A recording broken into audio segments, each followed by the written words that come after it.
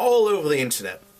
The big thing at the moment is talking about social issues, and when you have a look at what is really going on, there is no conversation, there is no in-between actually going on. Now, it's not that this doesn't happen. Indeed, you see people like the Amazing Atheist invite people on to try and have conversations, but they're the other side, shall we say, are the ones not taking it up. Now, the big issue at the moment is what people are saying is, oh, look at the regressive left. And I always find it really worrying that, you've got people like Sargon who have really hammered home this regressive left angle, and it makes it look like there is no reasonable left, so to say. And that is completely 100% false. The idea that the left has driven itself over a cliff and become this regressive left is completely wrong and false. And indeed, why is this a case? Well, this has to do with what I call the internet magnifying glass.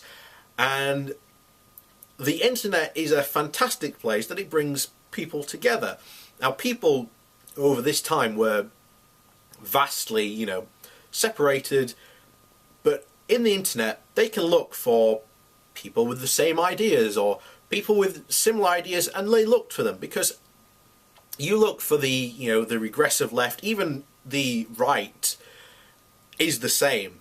Don't be under any illusions that, if you see someone talking about the craziness of that's going on in the left, there is just as much craziness going on in the right.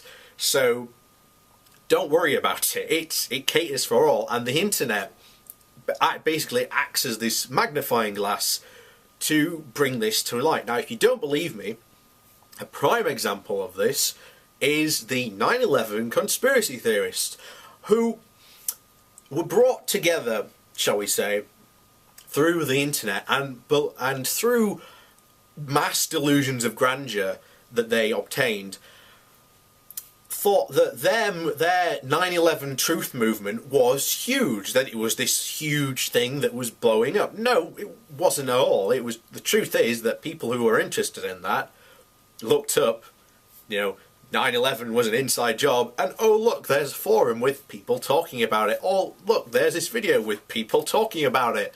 And as a result, they flocked to these, points that basically magnified them and made them think that they were bigger than they thought they were. And when time came to actually try to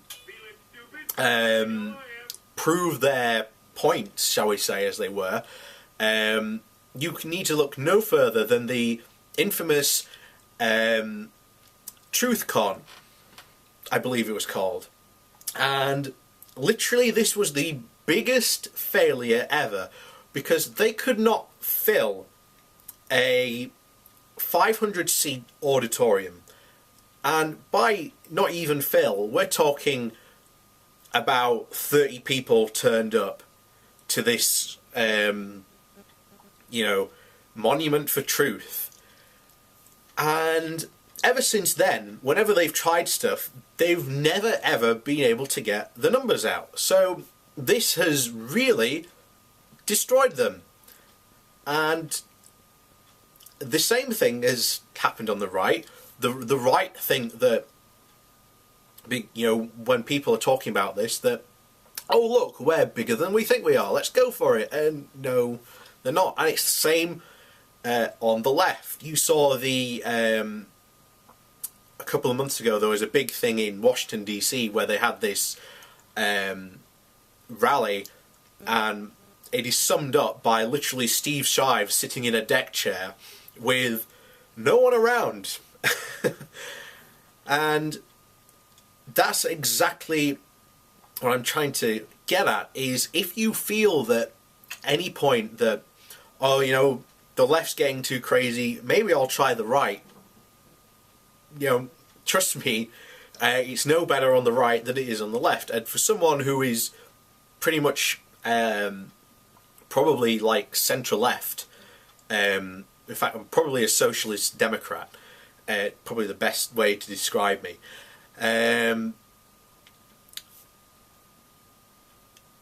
The internet has caused this, basically, and it has magnified the craziness, and people talk about it, people view it. You've got channels with huge numbers of subscribers that see this one video that originally might have like 10 views, and all of a sudden this, you know, someone like Sargon shows it, and all of a sudden, boom, you know, there's 1 million views. So do not get discouraged. These movements very often are never as big as they seem to be on the internet as they very much are in real life.